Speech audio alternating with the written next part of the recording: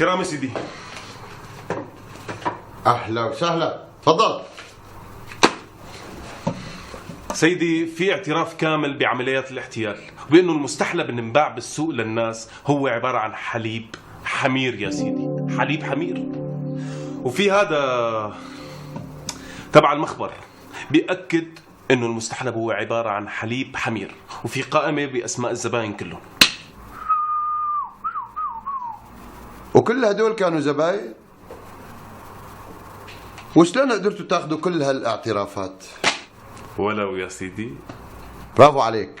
وهلا بتروح بتاخذ اقوال هدول الزباين، لانه المساكين ما بيكونوا عرفوا شو شربوا، ونظرا لاهميه مراكزهم المهمه بدي اياك تروح بذات نفسك وتحقق معهم وبسريه تامه، نظرا للحفاظ على مراكزهم ونظرا لسريه التحقيق. وبعدين بنرفع الموضوع للسيد رئيس الفرع. احترامي سيدي. الله معك.